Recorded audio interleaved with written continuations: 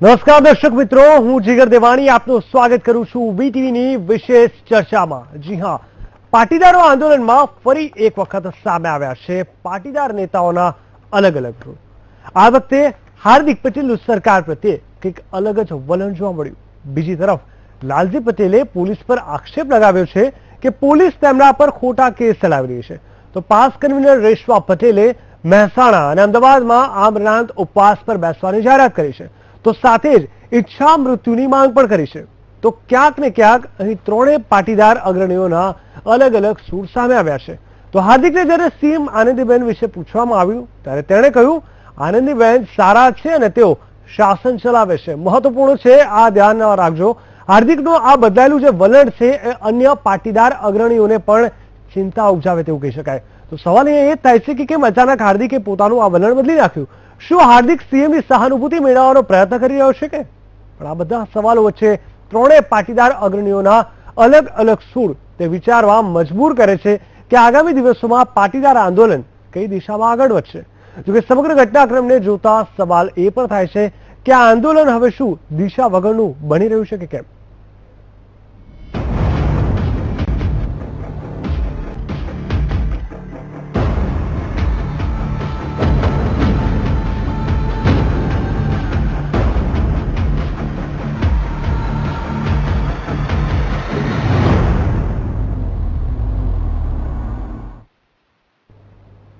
પાટીદાર અનામત આંદોલનના બે ચહેરા, એક તો પાસના આગેવાન હાર્દિક પટેલ અને એસપીજી અધ્યક્ષ ઘણા લાંબા સમય એક સાથે જોવા મળ્યા। આ દ્રશ્યો જોવા મળ્યા વિસનગરની કોર્ટમાં, જ્યાં ધારાસભ્ય ઋષિકેશ પટેલની ઓફિસે અને સરકારી માલ મિલકતના નુકસાનના કેસમાં બંનેને કોર્ટમાં રજૂ કરવામાં આવ્યા। પરંતુ મહત્વની વાત અહીંયા એ છે કે હાર્દિક પટેલ અને લાલજી પટેલના સૂર અલગ અલગ જોવા મળ્યા છે। જી હા, એક તરફ લાલજી પટેલે સરકારની નીતિ સામે રોષ ઠાલવ્યો હતો, તો બીજી બાજુ હાર્દિક પટેલનું સરકાર માટે કૂણું વલણ જોવા મળ્યું હતું। હાર્દિક પટેલે જ્યારે સીએમ આનંદીબેનની સરકાર માટે પૂછવામાં આવ્યું તો હાર્દિક પટેલે શું કહ્યું, આવો આપણે સાંભળાવીએ।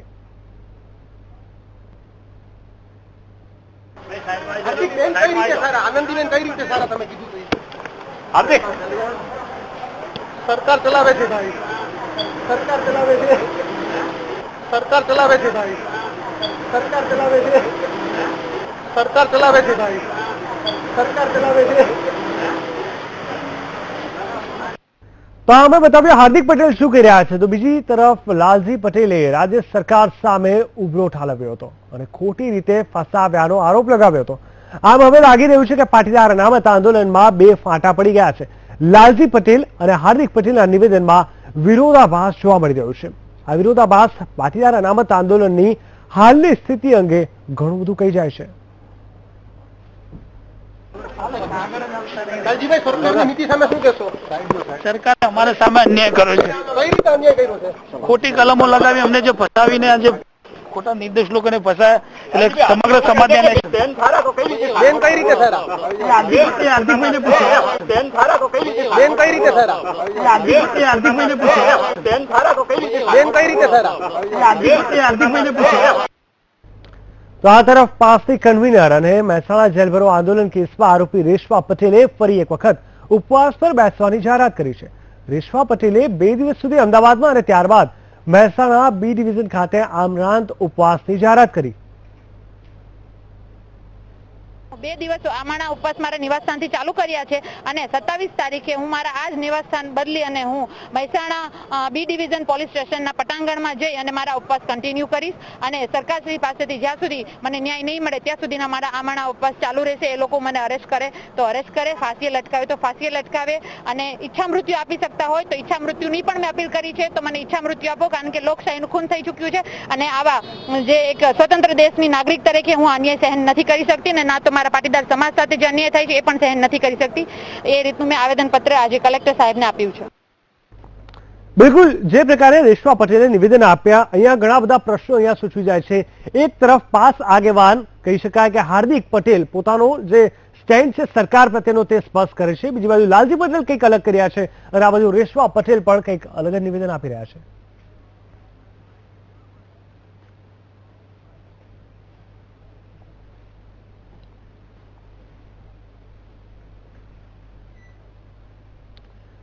તો પાટીદાર અનામત આંદોલન જે રીતે આગળ વધી રહ્યું છે, ઘણા બધા પ્રશ્નો થઈ રહ્યા હતા કે શું પાટીદાર અનામત આંદોલન હવે પૂરું થઈ જવા જઈ રહ્યું છે, ઠંડુ પડી રહ્યું છે, શું થઈ રહ્યું છે, કેમ અલગ અલગ નેતાઓના અલગ અલગ સૂર જોવા મળી રહ્યા છે. આજ અંગે મહત્વપૂર્ણ ચર્ચામાં અમારી સાથે ગાંધીનગરથી જોડાઈ ગયા છે દિનેશ બામણિયા, જે પાસ કન્વીનર છે, એ સિવાય રેશમાબેન પટેલ, જે પાસ કન્વીનર છે, બાબુભાઈ વાઘેલા, જે ઓબીસી નેતા છે, તે અમારી સાથે વીટીવી સ્ટુડિયોમાં છે, એ સિવાય મણિભાઈ પટેલ, જે રાજકીય વિશ્લેષક છે. આપ સૌનું ખૂબ ખૂબ સ્વાગત છે. સૌપ્રથમ દિનેશ બામણિયા, આપને પૂછવા માંગીશ, આપ પાસ કન્વીનર છો અને પાસ કન્વીનરના આપના જ આગેવાન હાર્દિક પટેલે જે રીતે કૂણું વલણ અપનાવ્યું છે સરકારને લઈને, ખાસ કરીને સીધું જ કહેવા માંગીશ મુખ્યમંત્રી આનંદીબેન પટેલને લઈને, શું કેવી રીતે જુઓ છો આ નિવેદનને? શું એવું માની શકું અત્યારે વીટીવીમાં આપ કહી શકશો કે આ આંદોલન હવે પૂર્ણતાના આરે છે?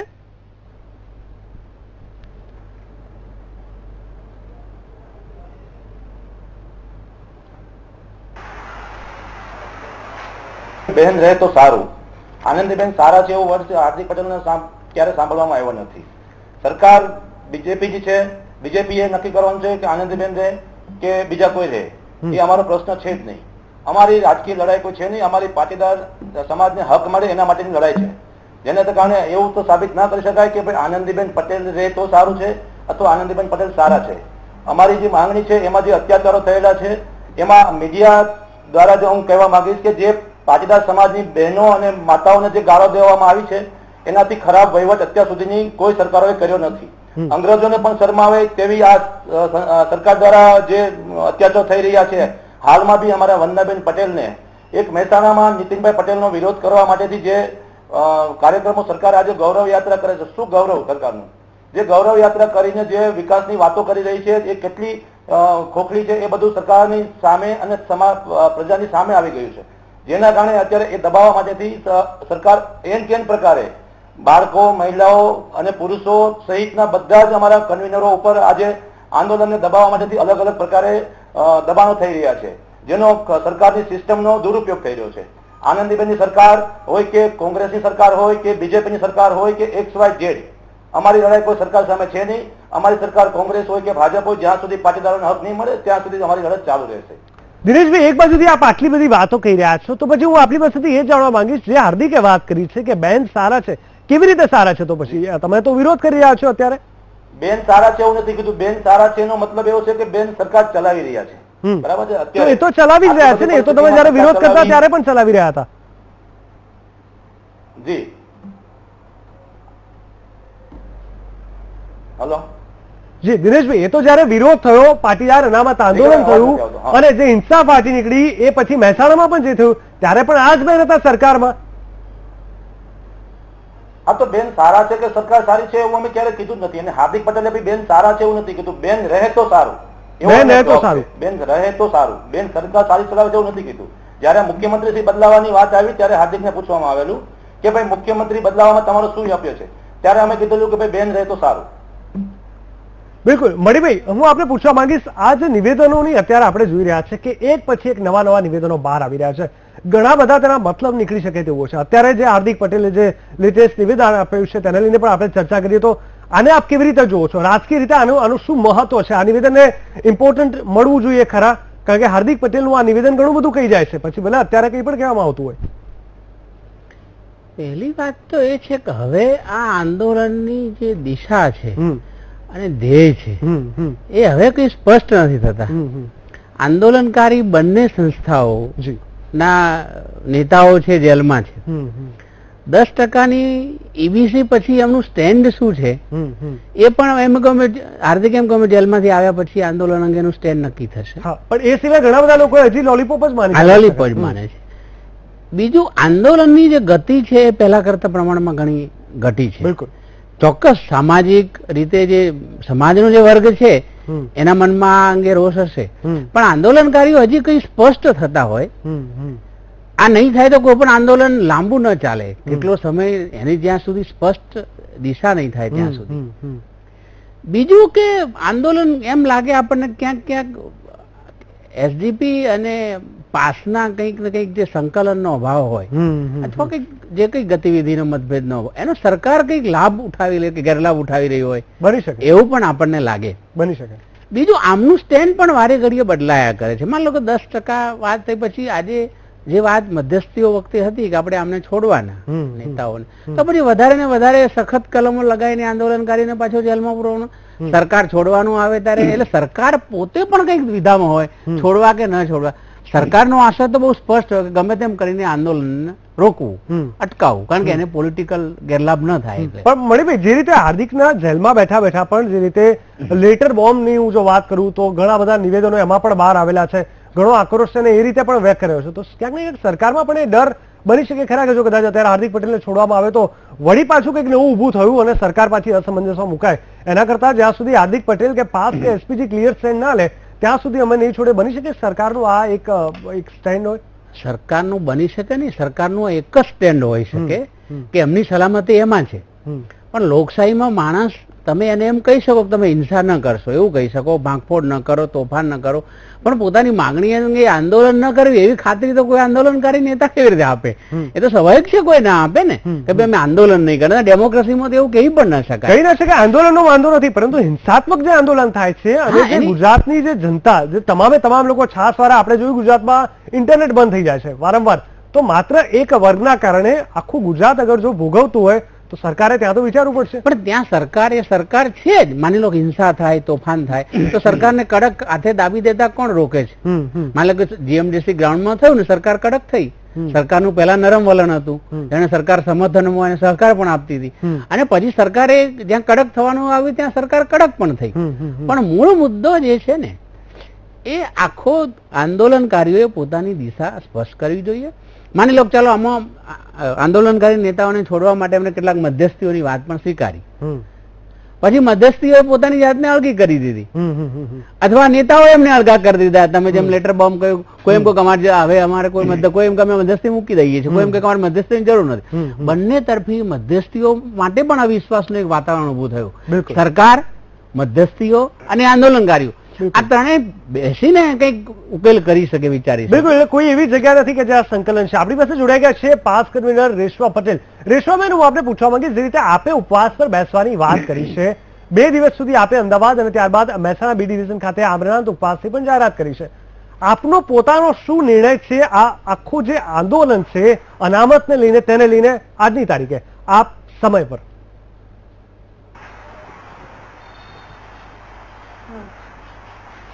અહીંયા તો પેલા મેં જે અત્યારે આવેદન આપ્યું છે એ માત્ર ને માત્ર એ લોકો જે અન્યાય કરી રહ્યા છે, સરકારશ્રી દ્વારા અને પોલીસ તંત્ર દ્વારા જે અન્યાય થઈ રહ્યો છે એની સામેનું છે. કારણ કે તમારી સામે જ બધું છે, મીડિયા મિત્રોની સામે જ છે કે જયારે હું સરેન્ડર થવા જાઉં છું ત્યારે મને એ લોકો અરેસ્ટ નથી કરતા, કંટ્રોલ રૂમમાં ફોન કરું છું તો અરેસ્ટ નથી કરતા, અને મારા સિવાયના જે મારા સેમ એક જ એફઆરઆઈમાં નામ ધરાવતા બીજા મારી બહેનો અને ભાઈઓને એ લોકો રોડ ઉપર છે ને ઘર પરથી અરેસ્ટ કરે છે અને રાત દિવસ બી જોતા નથી. તો મને સમજાતું નથી કે એ લોકો શું કરવા માંગે છે? આંદોલન તોડવા માંગે છે, અમારા લોકો વચ્ચે વિખવાદ પેદા કરવા માંગે છે અને અમને ડરાવવા માંગે છે. આવા જ આશયથી સરકારનું જે વલણ છે, આ વલણ સામેનો મારો રોષ છે, અને આ જે રોષ છે એ રોષ માટે હું ન્યાય મેળવીને રહીશ. કારણ કે જે સરકાર છે એ સરકાર ખુદ અસમંજસમાં છે કે એને શું કરવું છે. એ લોકોએ આડેધડ કલમો લગાડી દીધી, પણ એ લોકોને ખબર છે અમે નિર્દોષ છીએ તો ગુનેગાર કેવી રીતે સાબિત કરી શકશે? આવી વિડંબણામાં એ લોકો જે અત્યારે જે લોકશાહીનું પતન કરી રહ્યા છે એની સામે મારો રોષ છે, અને એટલા માટે હું આમણા ઉપવાસ પર બેઠી છું. અને જ્યાં સુધી તમામ કેસો પાછા ખેંચવામાં નહીં આવે, હાર્દિક પટેલને જેલ મુક્ત કરવામાં નહીં આવે, ત્યાં સુધીના મારા આમણા ઉપવાસ ચાલુ રહેશે. અને ઘરમાં બેસીને તો કદાચ હું 40 દિવસમાં ઉપવાસ કરીશ તો કોઈને ફેર નથી પડવાનું, પરંતુ આ ઉપવાસને લઈને હું બહાર નીકળીશ અને સૌથી પહેલા હું જે બી ડિવિઝન પોલીસ સ્ટેશનમાં જે ફરિયાદ થઈ હતી ત્યાં એના પટાંગણમાં બેસીને ઉપવાસ કરીશ. એ લોકોને જે એક્શન લેવી હોય એ લઈ શકે છે. રેશમાબેન, આપણે વાત કરી વિડંબણાની, અસમંજસની, પરંતુ ક્યાંક ને ક્યાંક જે અલગ અલગ નિવેદનો આવી રહ્યા છે, પાસ અને એસપીજીનું જે સ્ટેન્ડ બી અલગ અલગ છે, એનાથી ઘણી બધી રીતે કહી શકાય કે આ બાજુ આંદોલનકારીઓ પણ ક્યાંક ને ક્યાંક અસમંજસમાં છે કે હવે શું કરું, શું ન કરું. હાલ સમય થઈ ગયો છે બ્રેકનો. દિનેશભાઈ, આપ કહેવા માંગો છો? ચોક્કસથી જાણીશું અને ચર્ચા ચાલુ રહેશે આ બ્રેક બાદ.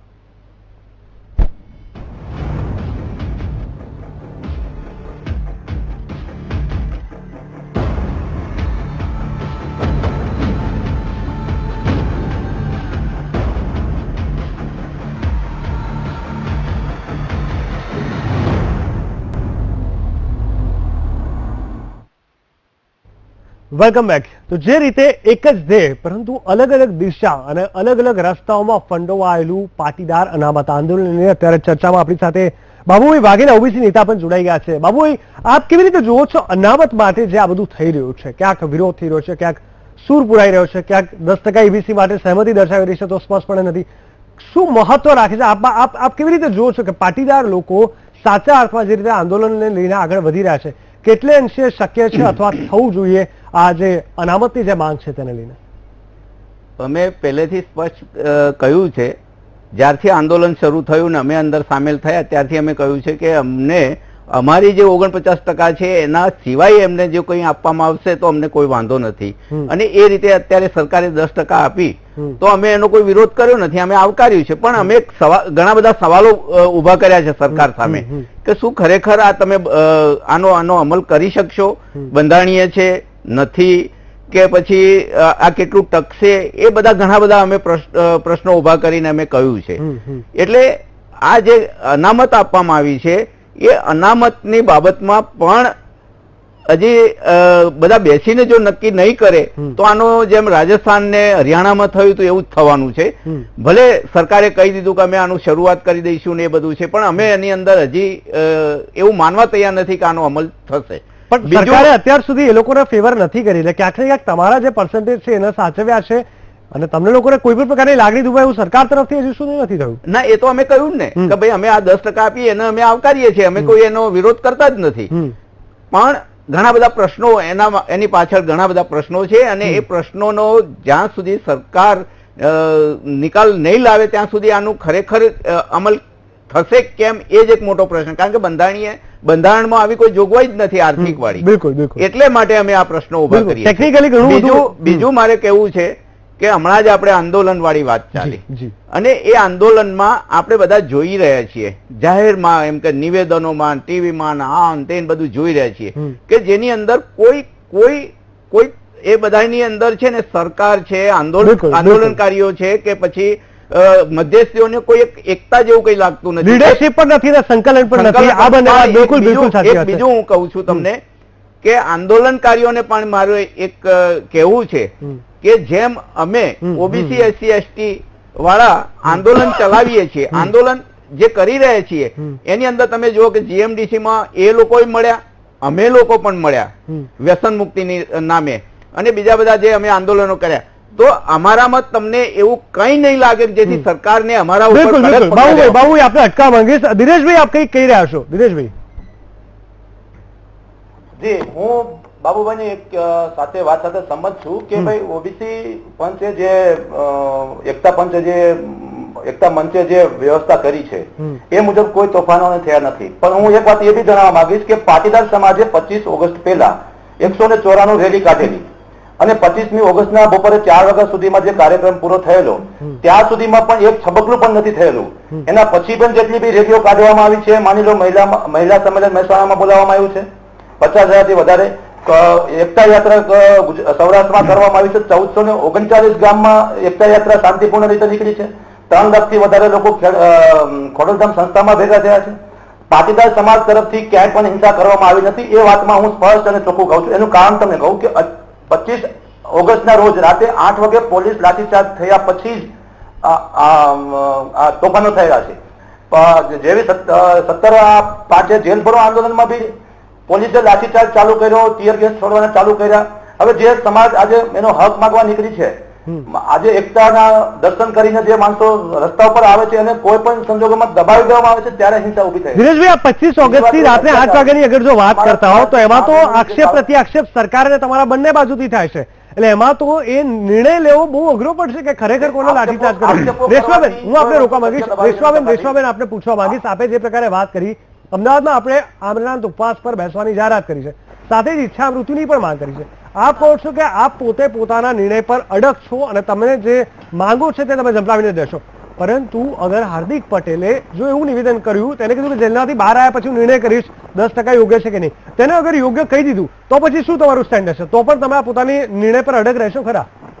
અગર પાસના આગેવાન અગર તૈયાર થઈ જાય છે 10% માટે તો યોગ્ય ત્યારે કહેશે ને, યોગ્ય ત્યારે કહેશે કે જ્યારે સમાજનું હિત હશે. આંદોલન કોઈ પર્ટિક્યુલર વ્યક્તિનું છે નહીં, એટલે હાર્દિક પટેલ પણ સમાજને લક્ષમાં લઈને જ યોગ્ય કહે છે, સમાજને લક્ષમાં લઈને જ યોગ્ય કહે છે. અને જેવી રીતે હમણાં જ પેલા જે આપણા જોડે ડિબેટમાં બેઠા છે એમણે પણ કહ્યું કે ઈબીસી એ કોઈ ઓથેન્ટિક છે નહીં, ગેરબંધારણીય છે, તો કેવી રીતે સરકાર લાગુ પડશે એ પણ જોવાનું છે. તો આગામી આપણે રોકવા માંગીએ, આપણે સમાજને સાથે લઈને ચાલશેનો જે શબ્દ પ્રયોગ કર્યો છે. બની રહેશે. રેશમાબેન, તમે સમાજને સાથે લઈને ચાલશે, કોઈ એક વ્યક્તિનો તે વાત કરી આપે, પરંતુ એસપીજી અને પાસ બંને સમાજ માટે જ છે, પાટીદારો પટેલ માટે બંનેનો પોતાનો નિર્ણય અલગ રહે છે. તો કયો પક્ષ સમાજ સાથે છે, કયો પાટીદાર વર્ગમાં એસપીજી વધારે યોગ્ય છે કે પાસ યોગ્ય છે, એ પણ તમારે નિર્ણય કરવો પડશે. તો પછી બંને પક્ષ સમાજ નહીં, બંને પક્ષ સમાજ સાથે છે. બંનેના લીડરોએ મહેનત કરી છે, બંને પક્ષના કાર્યકરોએ મહેનત કરી છે. બિલકુલ, બંને પક્ષના કાર્યકરો ક્યાંક ને ક્યાંક ડિપ્લોમેટિક આન્સર છે. દિનેશ બાવળિયા, રેશમા પટેલ, બાબુભાઈ વાઘેલા, મણિભાઈ પટેલ, આપ સૌ અમારી સાથે આ ચર્ચામાં જોડાયા, આપ સૌનો ખૂબ ખૂબ ધન્યવાદ. તો દર્શક મિત્રો, અહીંયા એક વાત તો સ્પષ્ટ થઈ છે આખી આ ચર્ચામાં, જે રીતે તમામ રાજકીય વિશ્લેષકો અને આગેવાનો સાથે જે ચર્ચા થઈ, એમાં એક વાત સ્પષ્ટ થઈ કે ક્યાંક ને ક્યાંક આંદોલન ગમે તે દિશામાં કેમ ન જતું હોય, પરંતુ તળે ને પડે દરેક જગ્યાએ સંકલનનો મોટા પાયે અભાવ છે. હવે એસપીજી અધ્યક્ષ અને લાલજી પટેલ અને પાસ આગેવાન કહી શકાય હાર્દિક પટેલ બંને જેલમાં છે, તો એ બંને જેવા કોઈ લીડર પણ આગળ નથી જે પોતાનું કોઈક એક સ્ટેન્ડ ક્લિયર કરે. એટલે સંકલનનો પણ અભાવ, લીડરશીપનો પણ અભાવ. જ્યાં સુધી તમામ લોકો આ 10% સ્વીકારશે નહીં અથવા હા કે ના પર નહીં આવે, ત્યાં સુધી આ જ રીતે આગળ વધશે ને તેનો કોઈ નિર્ણય નહીં આવે. બની શકે કે આ સમાજ સાથે બીજા બધાએ પણ ભોગવવું પડે. વિશેષ ચર્ચાઓ બસ આટલું જ. વધુ સમાચાર માટે જોતા રહો વીટીવી ન્યૂઝ. નમસ્કાર.